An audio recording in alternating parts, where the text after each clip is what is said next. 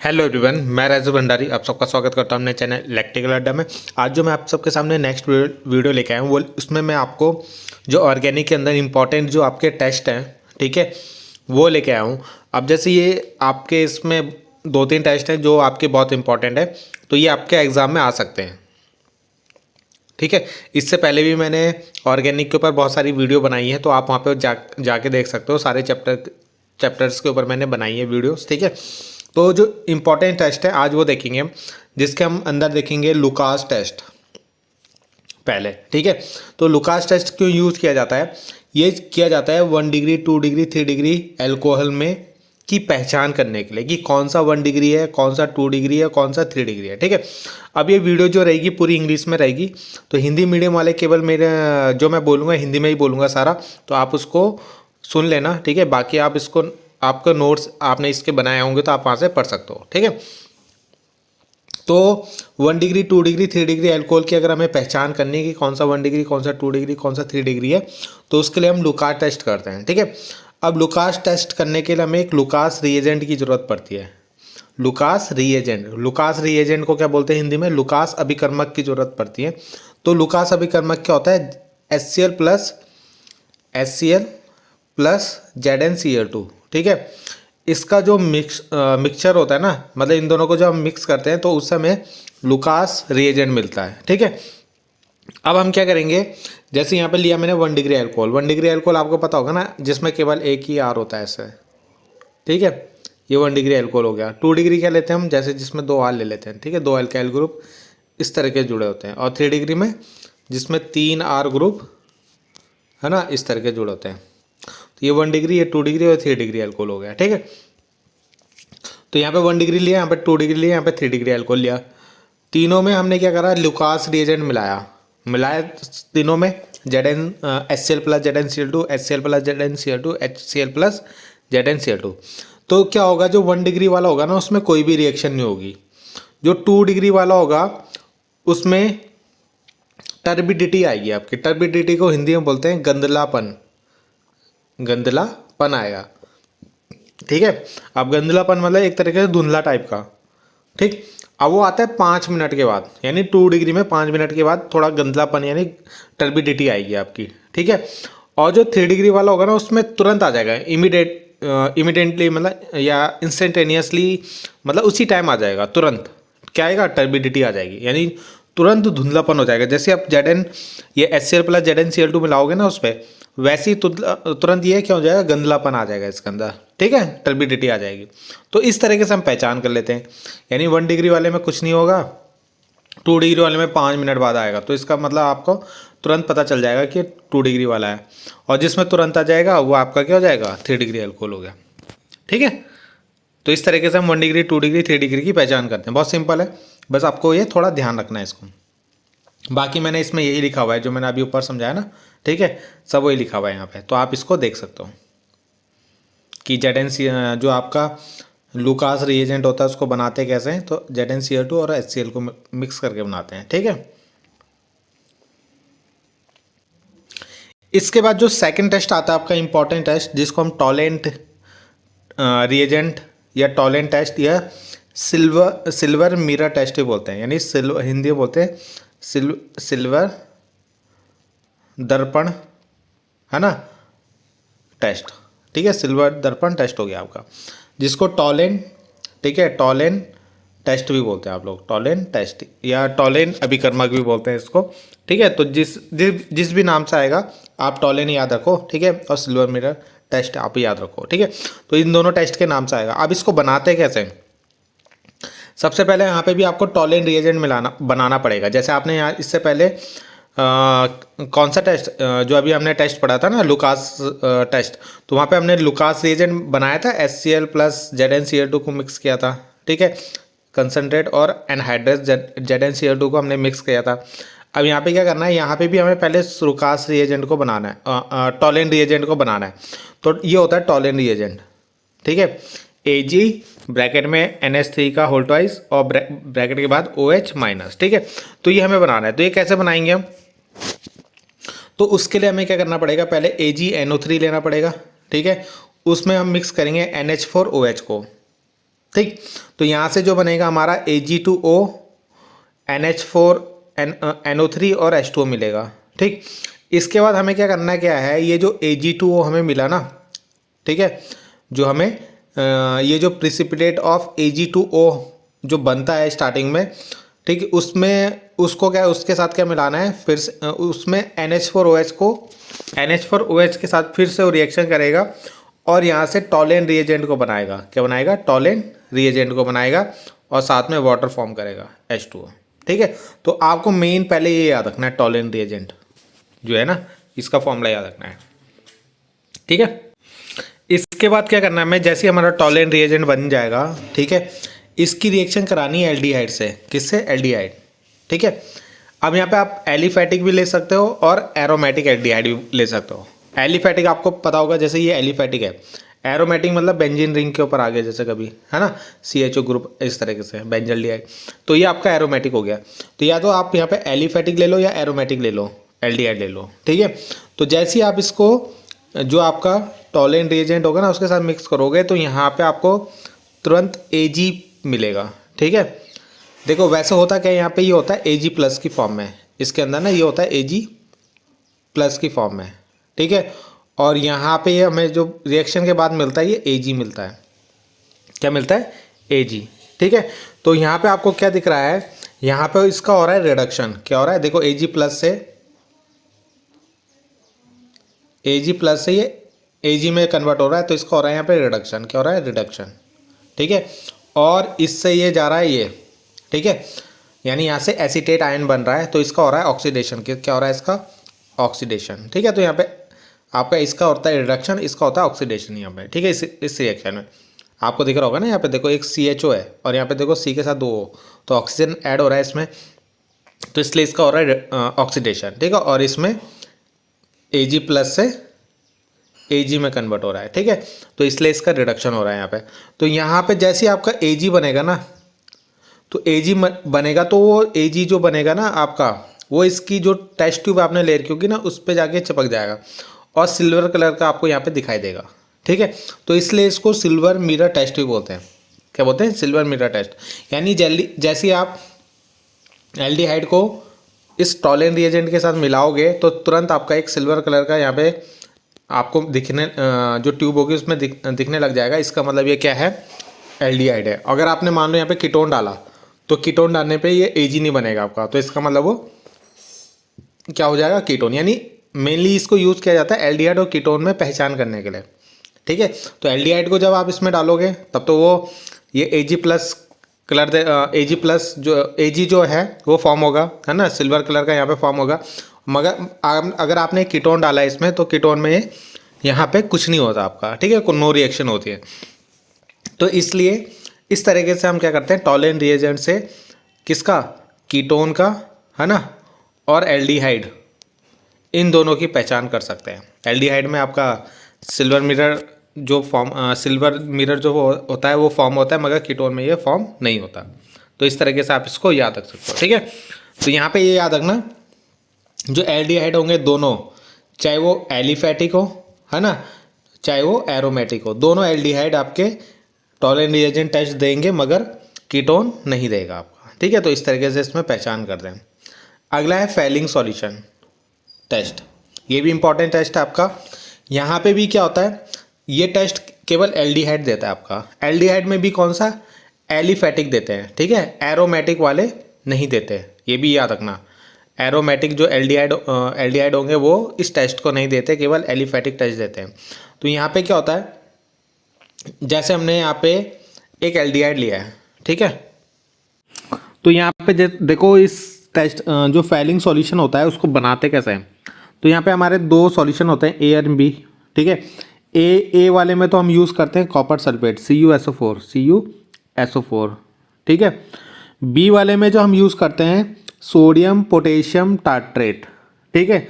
Sodium potassium tartrate, जिसका formula होता है, देखो इसका फॉर्मूला वैसे आपको याद रखना नहीं है, मैं आपको बता देता हूँ, HOCOONA।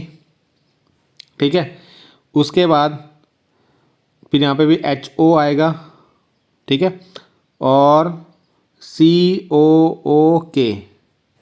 ठीक है। तो ये जो फॉर्मूला होता है ये होता है किसका, सोडियम पोटेशियम टार्ट्रेट, ठीक है, ये फॉर्मूला, ये पूरा है ना, ये पूरा फॉर्मूला सोडियम पोटेशियम टार्ट्रेट। तो ए में हम कॉपर सल्फेट लेते हैं, बी में हम ये लेते हैं, ठीक है। तो जैसे हम इन दोनों को मिक्स करेंगे, तो जैसे ही हम क्या करते हैं, इस एल्डिहाइड को इस फैलिंग सॉल्यूशन के साथ मिक्स करते हैं, तो यहाँ पे आपका ना एक क्यूप्रस ऑक्साइड यानी Cu2O ये फॉर्म होता है आपका, ठीक है। क्या होता है, Cu2O ये फॉर्म होता है, ठीक है। और ये कैसा, रेडिश ब्राउन कलर का होता है। कैसा होता है, रेडिश ब्राउन कलर का। यहाँ पे जो कॉपर है ना आपका Cu2+ है ना, ये पहला होता है ब्लू कलर का। कैसा होता है, ये ब्लू कलर का होता है, ठीक है।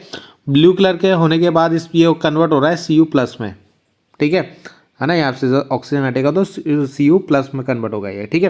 तो Cu+ में कन्वर्ट हो रहा है तो इसका कलर हो जाएगा रेड। कैसा हो जाएगा, रेड कलर का हो जाएगा, यानी इसका रिडक्शन हो रहा है। यहाँ पे क्या हो रहा है, रिडक्शन हो रहा है आपका, ठीक है। यहाँ पे इसका रिडक्शन होता है आपका, ठीक। तो इस तरीके से आप इसको याद रख सकते हो। तो यानी फैलिंग सॉल्यूशन में क्या होगा, जैसे आप एल्डिहाइड मिक्स करोगे ना, एल्डिहाइड को मिक्स करोगे फैलिंग सॉल्यूशन के साथ, तो यहाँ पे आपका एक क्यूप्रस ऑक्साइड Cu2O बनता है रेडिश ब्राउन कलर का, है ना। रेडिश ब्राउन कलर की पीपीटी आपकी फॉर्म होती है उस जहाँ पे भी आप इसको फॉर्म कर रहे हो, ठीक है। तो इससे आपको पता चल जाएगा कि ये एल्डिहाइड है। और अगर आपने यहाँ पे कीटोन यूज़ करा है तो यहाँ पे कोई भी रिएक्शन नहीं होगी, यानी ये रेड कलर का आपको सॉल्यूशन, मतलब रेड ब्राउन कलर की पीपीटी फॉर्म नहीं होती। इसका मतलब वो एल्डिहाइड नहीं है वो, ठीक है। वो क्या होगा, कीटोन होगा। तो जैसे जब ये कलर नहीं आएगा तो कीटोन होगा, जब ये कलर आएगा तो क्या होगा, एल्डिहाइड होगा, ठीक है। बाकी इसमें जो एल्डिहाइड है उसका क्या हो रहा है, यहाँ पे देखो, यहाँ पे इसका ऑक्सीडेशन हो रहा है ना। एक O इसमें ऐड हो रहा है, तो ये इसका क्या हो रहा है, ऑक्सीडेशन हो रहा है, और इसका यहाँ पे इन दोनों का रिडक्शन हो रहा है, ठीक है। तो यही मैंने यहाँ पे थ्योरी में लिखा हुआ है कि हमारे पास दो सॉल्यूशन है, ठीक है, A एंड B। ए में हमने यूज़ कर रखा है कॉपर सल्फेट, बी में हमने यूज़ कर रखा है सोडियम पोटेशियम टार्ट्रेट, ठीक है। जैसे हम इसको मिक्स करते हैं फैलिंग सॉल्यूशन के साथ, है ना, सॉल्यूशन के साथ इसको गर्म करेंगे तो एक रेडिश ब्राउन कलर की पीपीटी जो क्यूप्रस ऑक्साइड होगी वो हमारे यहाँ पे फॉर्म होगी, यानी बनेगी, ठीक है। बाकी ये लिखा है यहाँ पे कीटोन इस टेस्ट को नहीं देता, और एलिफेटिक वाला देता है, एरोमेटिक नहीं देता, ठीक है। तो ये भी आपको याद रखना है। अगली जो है आपकी आइसोसाइनाइड टेस्ट, ये भी इंपॉर्टेंट रिएक्शन है, ये मैंने आपको कल भी बताई थी। रिएक्शन विथ क्लोरोफॉर्म, जैसे आप क्लोरोफॉर्म या कार्बेलामाइन रिएक्शन भी बोलते हैं, देखो अलग अलग नाम से आ सकती है आपकी। यहाँ पे किसकी पहचान करने के लिए यूज़ करते हैं, यहाँ पे 1 डिग्री 2 डिग्री और 3 डिग्री जो हमारे अमाइन होते हैं, है ना। 1 डिग्री, ये 1 डिग्री हो गया, 2 डिग्री 3 डिग्री अमाइन की पहचान करने के लिए यूज़ करते हैं हम इसको। तो यहाँ पे जो है ना, ये 1 डिग्री वाले शो करते हैं, 2 डिग्री और 3 डिग्री वाले इस रिएक्शन को शो नहीं करेंगे।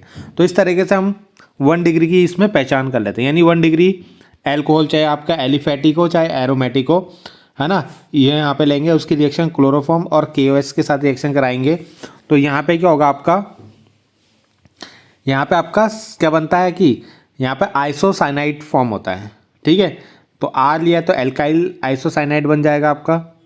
आइसोसाइनाइड का फॉर्मूला पता ही होगा ना आपको, N ट्रिपल बॉन्ड इस तरीके से लिखते हैं, और साइनाइड का क्या होता है, CN होता है, ठीक है। यानी N जब पहला आता है, ठीक है, N जब पहला आता है तो आइसोसाइनाइड बोलते हैं उसको। तो यहाँ पे ये जो फॉर्म बनोगा ना, एल्काइल आइसोसाइनाइड फॉर्म होता है, ठीक है, इसलिए इसको आइसोसाइनाइड टेस्ट भी बोलते हैं। तो 1 डिग्री वाले शो करते हैं, चाहे 1 डिग्री एलिफेटिक हो चाहे 1 डिग्री एरोमेटिक हो। ये 1 नंबर में भी पूछा जाता है आपसे, ठीक है, तो इसको ज़रूर याद कर लेना। इसके बाद आता है हिंसबर्ग टेस्ट, ये भी 1 डिग्री 2 डिग्री 3 डिग्री, है ना, 1 डिग्री 2 डिग्री और 3 डिग्री अल्कोहल में पहचान करने के लिए यूज़ होता है। यहाँ पे 1 डिग्री 2 डिग्री 3 डिग्री तीनों का बारे में बता देता है, जबकि इससे पहले आइसोसाइनाइड टेस्ट में केवल 1 डिग्री के बारे में पता लग रहा था, 2 डिग्री 3 डिग्री के बारे में नहीं पता लग रहा था। अब आपको 2 डिग्री 3 डिग्री के बारे में भी पता चल जाएगा। तो उसके लिए आपको क्या करना है, 1 डिग्री 2 डिग्री 3 डिग्री वाला पहले याद रख लो। 3 डिग्री वाली क्या होता है, हिंसबर्ग टेस्ट नहीं देता आपका, ठीक है। तो ये तो पहले ही अलग हो जाएगा। 1 डिग्री 2 डिग्री में कैसे पहचान करोगे, तो यहाँ पे हम इससे हिंसबर्ग जो आपका रिएजेंट होता है ना, उससे रिएक्शन कराते हैं। तो ये हिंसबर्ग रिएजेंट होता है, ठीक है, जिसको हम बोलते हैं benzene sulphonic chloride, benzene sulphonic chloride, या हिंसबर्ग रिएजेंट डायरेक्ट याद कर लो। तो जब आप इससे रिएक्शन कराओगे तो यहाँ पे होगा क्या, सिंपल सी रिएक्शन है ये। यहाँ से ये H और यहाँ से Cl को अलग कर दो, है ना, HCl को अलग कर दो, और ये क्या हो जाएगा यहाँ पे RNH, है ना, और इस साइड से जुड़ जाएगा ये इस तरीके से, इस तरीके से, ठीक है। तो यहाँ पे आपका इस तरीके से फॉर्म हो जाएगा। फिर आप इसकी KOH से रिएक्शन कराओगे, है ना, तो KOH से रिएक्शन कराओगे तो K यहाँ पे जाके जुड़ जाएगा आपका, N यहाँ से हटेगा, ठीक है, मतलब ये H हटेगा यहाँ से, ये H हटेगा और यहाँ पे N आपका क्या यहाँ से K जाके वहाँ पे जुड़ जाएगा आपका, ठीक है।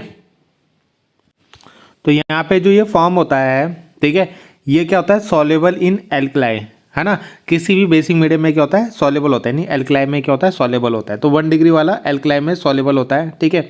अब जब हम 2 डिग्री वाला लेंगे तो 2 डिग्री वाले में भी यही रिएक्शन होगी, यहाँ से H और Cl को हटाओगे, ये फॉर्म होगा, और ये इनसॉल्युबल होता है इन KOH, यानी ये KOH के साथ घुल जाएगा, ये KOH के साथ नहीं घुलेगा, है ना। यहाँ पे देखो हमने KOH मिलाया ना, जैसे ये बना, तो KOH के साथ जैसे इसको मिलाया तो उसके बाद इसने KOH के साथ ये घुल के क्या हो गया, ये KOH के साथ घुल जाता है और ये फॉर्म करता है, ठीक है। यहाँ पे क्या होगा, जैसे ये बनेगा, अब इसके बाद अगर आप इसमें KOH मिलाओगे, है ना, तो ये आगे फॉर्म नहीं करेगा, यानी ये चीज़ फॉर्म नहीं करेगा, ये जो बनाया था मैंने, ठीक है। तो इस तरीके से आपको 1 डिग्री 2 डिग्री के बारे में पता चल जाएगा, और 3 डिग्री वाला तो यहीं पे आपका रिएक्शन नहीं देगा आपका। तो इस तरीके से 1 डिग्री 2 डिग्री 3 डिग्री की आप क्या कर लोगे, पहचान कर लोगे, ठीक है। अगला आता है आपका आइडोफॉर्म टेस्ट, ठीक है, बहुत इंपॉर्टेंट टेस्ट है, ठीक है, आइडोफॉर्म टेस्ट।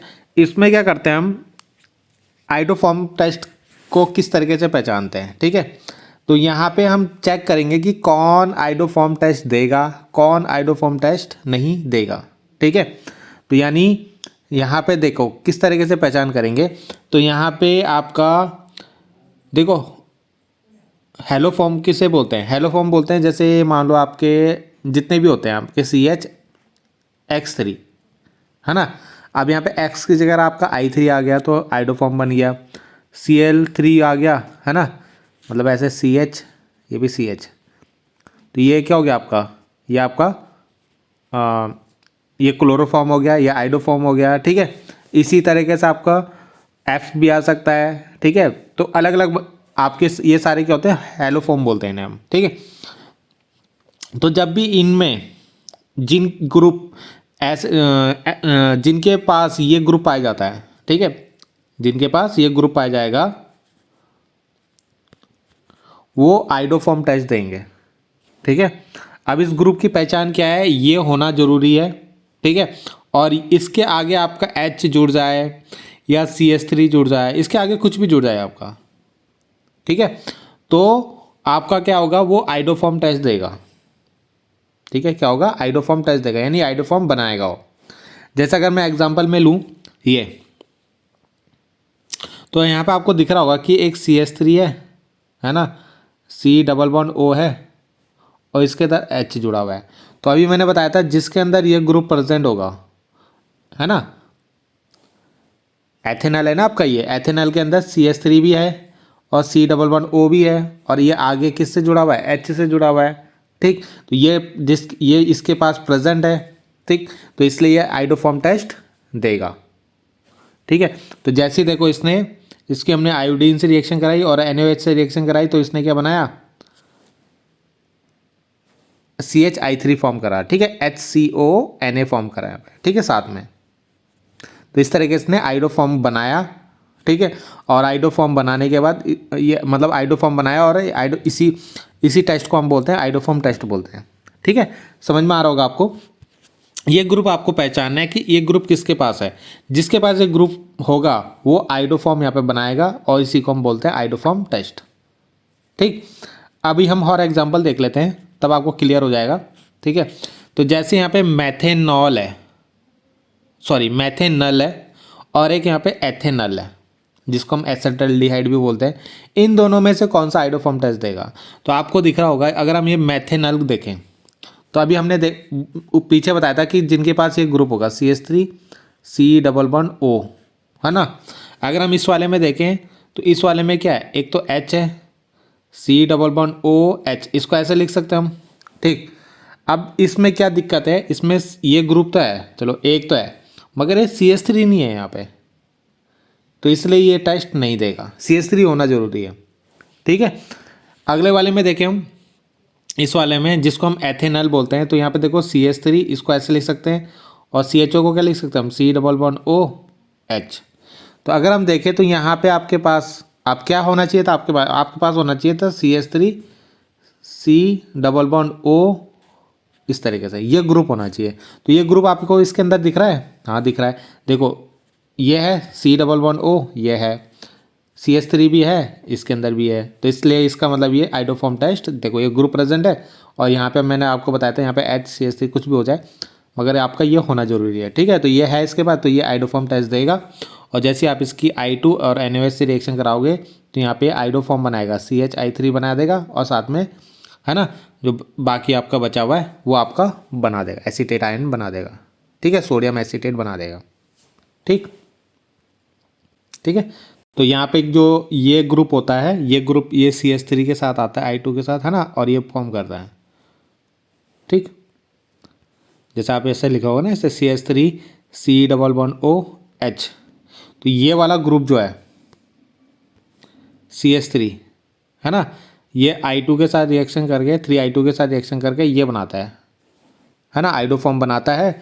बाकी ये बन के ये एसीटेट आयन बनाते हैं। ठीक है, ऐसी आप इसमें चेक कर लेना, ये आपके लिए होमवर्क है, एथेनॉल और बेंजल्डिहाइड में पेंटेनॉन और पेंटेनॉन। ठीक है, इनमें कौन रिएक्शन देगा, एक है पेंटेनॉन और एक है, अच्छा सॉरी, ये है पेंटेन, एक मिनट, ठीक है, ये है 3 पेंटेनॉन और ये है 2 पेंटेनॉन। ठीक है, ये क्वेश्चन है। तो अगर हम देखें इस वाले को, तो 3 पेंटेनॉन क्यों, क्योंकि तीसरी पोजीशन में अगर हम देखें 1 2 3, तीसरी पोजीशन में आपका कीटोन ग्रुप है। ठीक है, और इस वाले में 1 2 दूसरी पोजीशन में कीटोन ग्रुप है, इसलिए इसको 2 पेंटेनॉन और इसको 3 पेंटेनॉन बोलेंगे। ठीक है, इनमें से कौन सा वाला आपको आइडोफॉर्म टेस्ट देगा, तो सबसे पहले आपको क्या होना चाहिए, आपके पास ये ग्रुप प्रेजेंट होना चाहिए, है ना।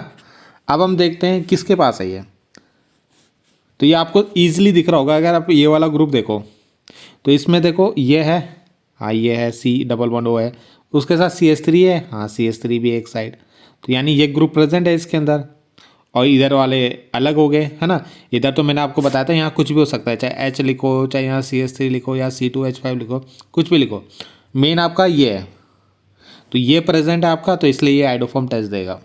ऊपर वाले में देखें तो ऊपर वाले में ये तो है, ठीक है, ये होना चाहिए था आपके पास, तो ये तो है, एक साइड उसका CH3 होना चाहिए, तो ना तो इधर CH3 है ना इधर CH3, यहाँ तो C2, इधर तो क्या है, एक CH2 एक CH3 है, 2 ग्रुप आ गए, दो नहीं होना चाहिए, केवल एक ही होना चाहिए CH3, इस साइड भी 2 हैं, केवल एक ही होना चाहिए था, इसलिए ये टेस्ट नहीं देगा आपका। ठीक है, इसी तरीके से आप इसमें भी पहचान कर सकते हो, तो ये तो ईजिली आपको दिख रहा है, तो ये आइडोफॉर्म टेस्ट देगा। ठीक है, और है ना एसीटोनॉन बोलते हैं इसको, और बेंजोफिनॉन यानी C6H5 C++O C6H5 ये भी नहीं देगा, क्योंकि इसमें वो ग्रुप प्रेजेंट नहीं है, तो इसलिए ये भी आइडोफॉर्म टेस्ट नहीं देगा। तो इतने आपके इंपॉर्टेंट टेस्ट थे, ये टेस्ट ज़रूर पढ़ के जाना, क्योंकि इनमें से कोई ना कोई टेस्ट आपका एग्जाम में ज़रूर आएगा आपका। ठीक है, तो इस तरीके से ऑर्गेनिक की लगभग मैंने बहुत सारी वीडियो आपकी कंप्लीट कर दी है, बाकी अगर कोई और इम्पॉर्टेंट होंगी तो मैं आपको बता दूंगा। अब मैं जो आपकी फर्स्ट बुक है ना, उसके इंपॉर्टेंट क्वेश्चन जो हैं वो बनाना स्टार्ट करूँगा। ठीक है, तो प्लीज़ कमेंट करना आपको क्या क्या टॉपिक मेन जो ज़रूरत है। ठीक है, उसी के ऊपर मैं वीडियो बनाने की कोशिश करूँगा। तो थैंक यू।